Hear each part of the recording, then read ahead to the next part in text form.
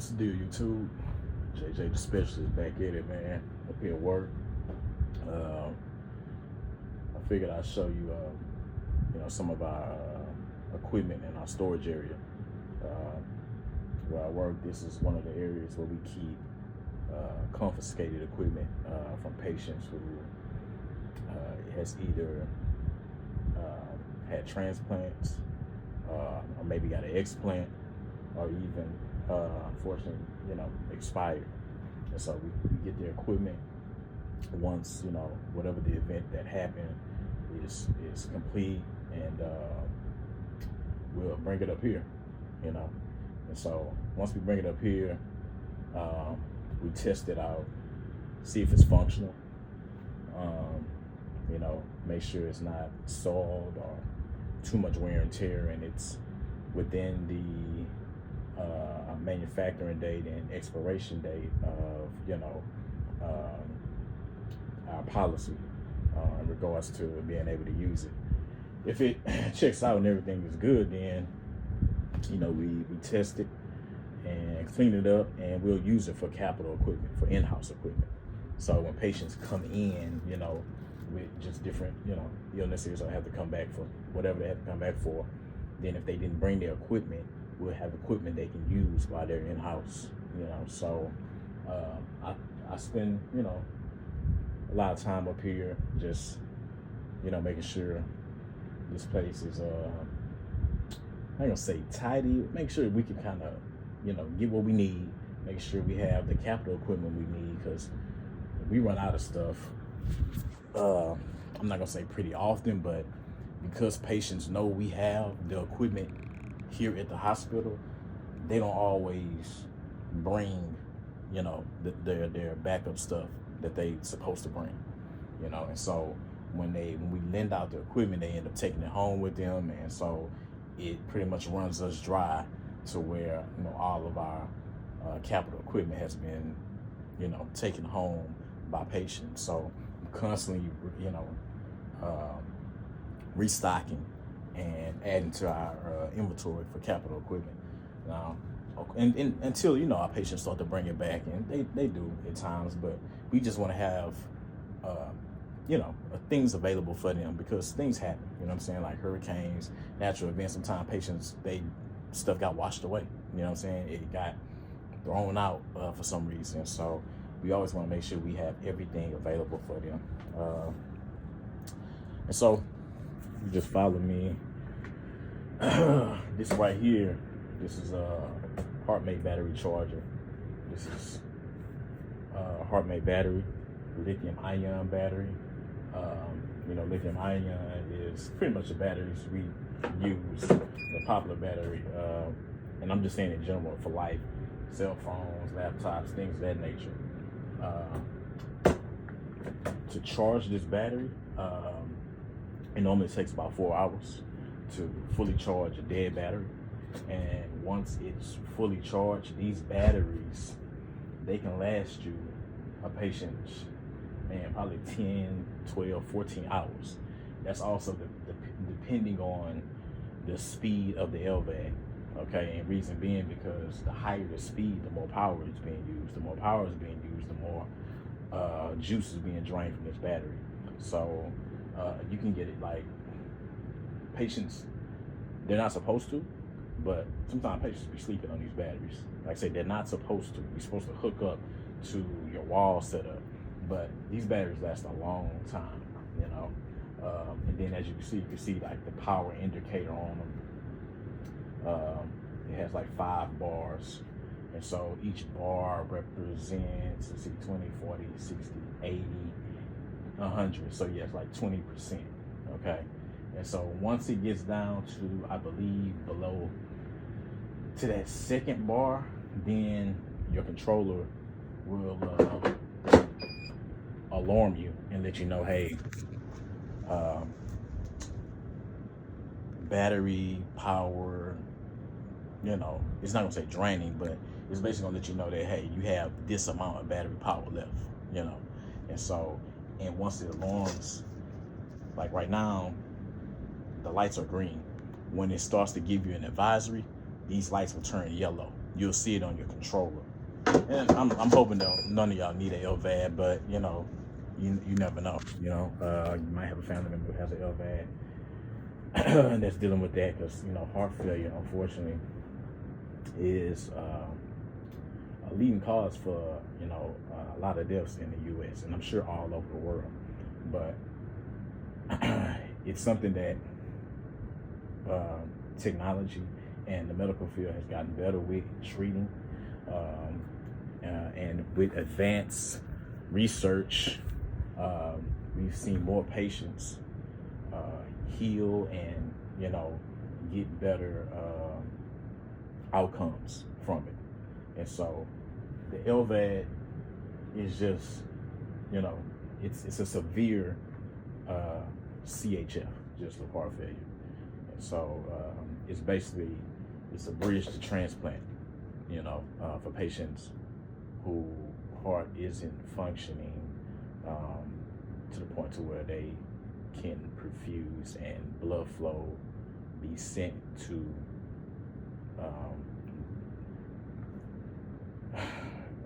provide the nutrients to their body.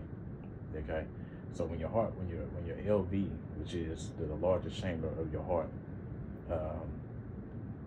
is failing, then blood to the rest of your body lacks, because the large chamber is not being able to push that blood out in the way that it normally should. Okay, and so that is detrimental, you know, that can cause a fatality. And so the LVAD comes in place because what the LVAD does is it attaches to the LV, the inflow conduit, and then there's an outflow graft that attaches to your aorta, which the aorta is like the straw that carries the blood to the rest of the body. And so the inflow conduit, it takes that blood and it just kind of sucks it out from the LV, because the LV is not performing. It can't do it on its own. The LVAD comes in and does the work for them, taking the load off the LV, letting it rest, and over time heal. Okay, and so that's why LVADs have been, you know, a leader in the industry for heart failure over the last decade. And technology, like I said before in one of my videos, has advanced so much to where now they're getting smaller and smaller, you know. And so LVAD is one thing. Then they have the total artificial heart, where it pretty much takes over for both ventricles. You have a left ventricle and you have a right ventricle. Okay, so what the total artificial heart does, it chops off both ventricles and replaces it with a total artificial pump, you know, that does the work for it, you know. And so we've been blessed enough to see a plethora of different LVADs and work with them and see, you know, great outcomes, see this technology grow and advance, and see these medical you know, medical benefits that, you know, patients have resulted from. So like I say, this is the storage area where we keep a lot of this stuff. We also have our other LVAD, which is no longer in business, the hardware. We have patients on this. This is a hardware controller. This is a hardware battery.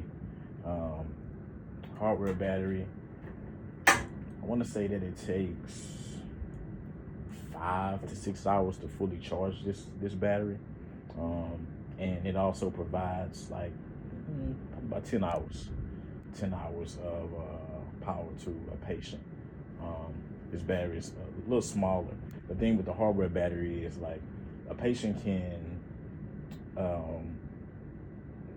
run off of one hardware battery and one AC adapter, which is a plug that plugs in into a regular socket, and then it plugs into the controller. And so hardware is unique in that way. But like I said, we don't do hardwares anymore. We still have quite a few patients who are on them. And our whole goal for our patients if not to, if not for your heart to heal by itself, where you can get explanted, the next or the goal is to get transplanted, to get a heart transplant. So that's mainly the route that we go. Most of our patients, they're gonna get transplanted, get that thing LVAD taken out, and then they usually donate their equipment to us. So, but in here, I'm gonna come up here and usually I straighten this area out. If there's equipment that we can't use anymore, we have a biohazard team. And so what I'll do, I'll call them and I'll tell them, hey, we have some equipment that needs to be picked up, because you just can't dispose of this equipment just in a trash can or nothing like that. These are batteries. They have to be disposed of correctly. And so biohazard and waste is a specialty team that knows how to dispose of, our type of equipment. Okay. And so we'll call them to come up. They'll bring a cart that have, special buckets and special ways. I don't know all that, but they'll come up and grab, all our equipment. And sometimes it'd be a lot. It'd be like carts full of equipment. I have a cart of equipment that's non-functional, and then I have a cart of equipment that's functional, which is what is the one that I'll be testing and putting it into our loaner and capital equipment inventory. And so, right now that's what I'm doing. These are like some of the bags that we give to our patients for their equipment. They keep their batteries, controllers, everything they need here. It becomes a personal bag for them. Like, they be keeping wallets and all types of stuff. I always tell them, take this with you. When you're going into a procedure or anything, take this with you, or give it to a family member, because if you got personal belongings in there, you don't want this to just go from hand to hand and then all of a sudden some stuff is missing, And so I've seen that happen before. Usually when I'm going to see a patient or take them to a procedure or something like that, I'll ask the patient, I'll get permission from the patient to go in their bag, or I'll give them their bag and let them, get whatever they need out or do whatever they need to do with that. Because like I say, sometimes there's personal things in there that I don't want to see, and this your bag. You do what you need to do with it. You let me know what you want me to do with it. Also, on the negative side, some patients aren't as clean as others. And so I've seen it to where you pick up a patient's bag and a little critter come crawling out of that thing. Get that bag away from me. You know what I'm saying? Here, you take your bag. Here you go. Yes, sir. Mrs. Jane Doe, Mr. Jane Doe. There you go. Take your bag. That's another thing. You know what I'm saying? That's like, man, watch who you bring in your house, because, man, everybody not clean like you. You know what I'm saying? Everybody not clean like you. I seen critters come out of devices like this right here. This is called a mobile power unit. This is for our hardware. So this is a device that, patients will, they'll connect to this when they're at home. They'll plug it into their socket. And so the socket, of course, gonna provide power.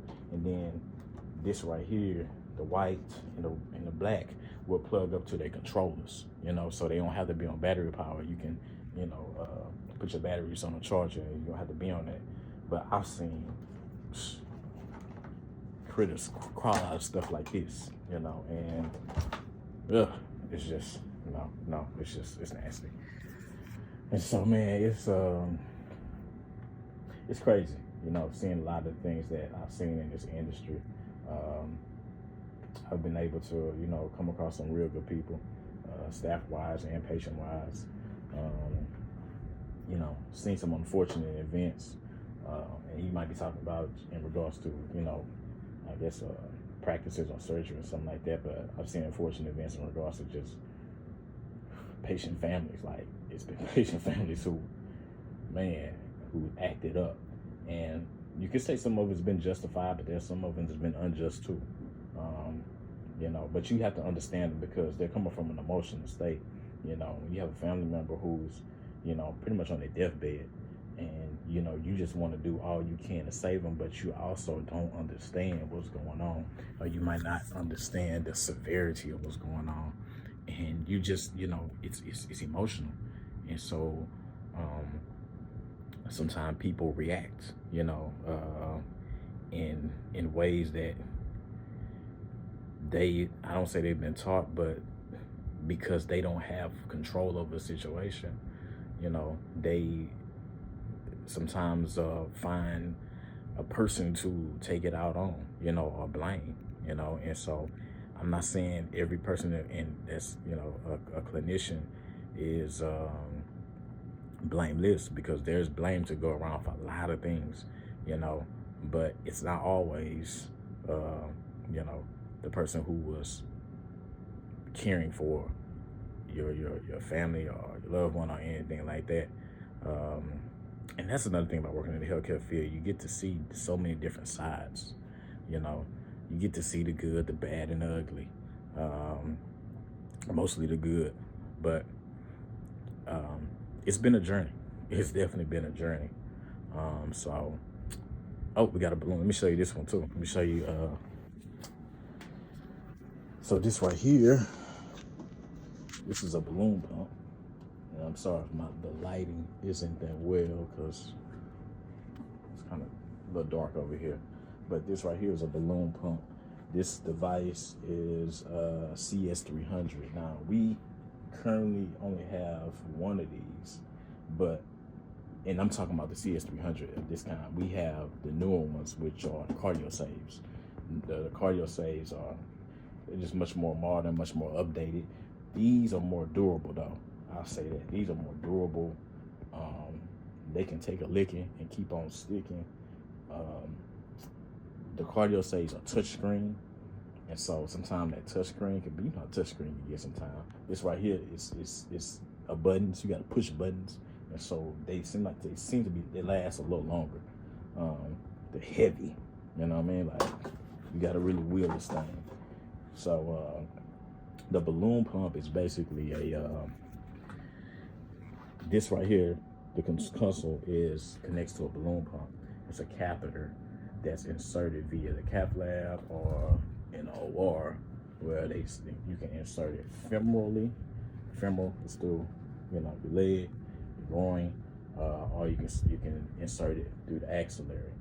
And so it's basically what it says it is, a balloon pump. What it does is it goes into your aortic arch and it inflates and deflates. Okay, and what that does is for patients with mild heart failure, it's pushing blood back into your left ventricle, you know, because like I say, you have a heart failure, then the LV is having trouble filling with blood, and so it pushes blood back in, but then when the heart pushes blood out, it deflates, allowing that blood to pass through.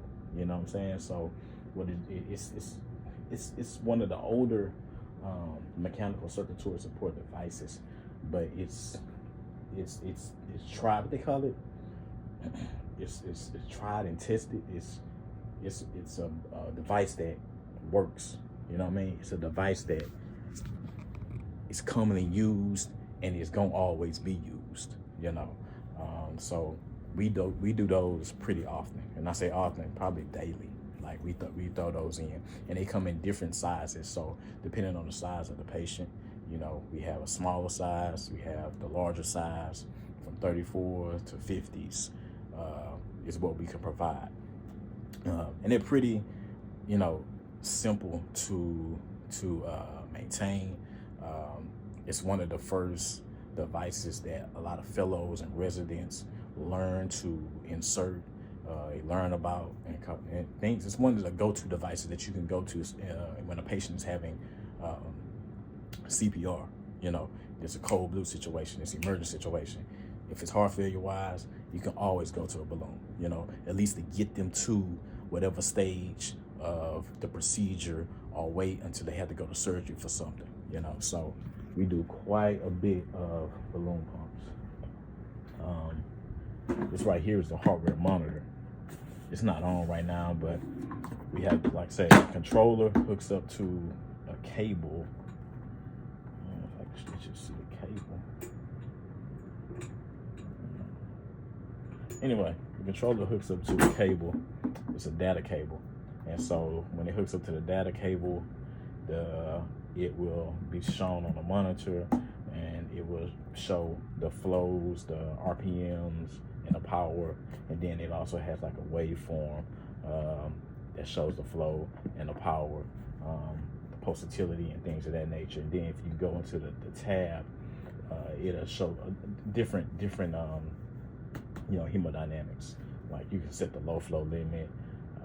You can see the patient's serial number when they actually got the LVAD, things of that nature. So it's very informative. Very good technology by hardware. Let me see.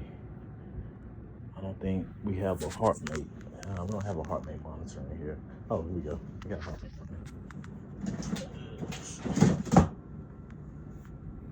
Now, it's defective. We don't use this one. It's defective for a reason, okay? Because it has expired, so we do not use this. But anyway, it's kind of the same concept. The HeartMate monitor hooks up to we call it a power base unit.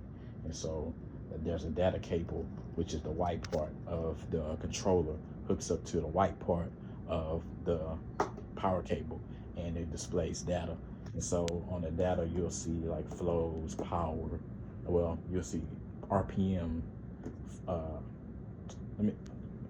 Wait a minute. Reset. Because I got to get the image in my head, okay? Because it's different. It's a little different than hardware. Hardware shows you three main, characteristics, or three main hemodynamics. This one shows you four. So it'll show you the flow, the RPM, resolutions per minute, the PI, and the power. So PI is the difference. Hardware doesn't show you a PI. PI is a post index. That basically means that it's what your natural heart is pushing outside of what the LVAD is doing. That's deep. It can go deeper. Okay, and then you can also go into it because it has different tabs up here that you can look more into. The settings, and change your low speeds, and you can look into the history and see what alarms happen, and blase. It's a lot. Yeah, it's a lot. But so normally what I would do, I'll come up here, like I said, I test all this equipment. Got a lot of batteries and controllers and mobile power units, and I'm just gonna make sure everything is functional and working. Yeah, so anyway, just had an IT guy come in. He was checking all the ports and networks and things like that. But yeah, let me show you how the balloon look. Hold on. Show you guys something.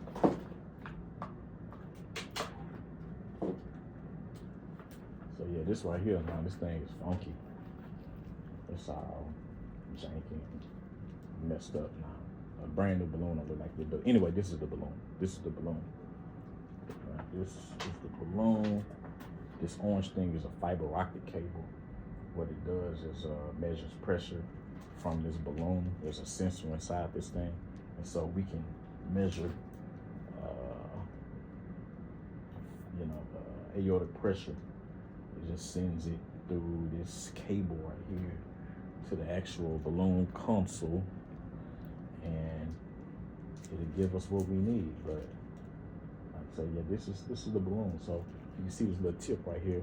It inflates and deflates, inflates and deflates, inflates and deflates. I don't have my mock loop, so I can't show you. Maybe I'll show you one day. But anyway, man, I'm gonna get to work. I'm gonna do what I need to do here. Shit, I'm at the job. We got a little time today. Like, it ain't just too busy. So I'm gonna be productive. I need to go down to the OR and do some stuff. There's a lot of stuff I need to check on. But anyway, man, I appreciate y'all tuning in with me. JJ the Specialist, man. I'm, dropping what I drop, and yeah, man, get with y'all.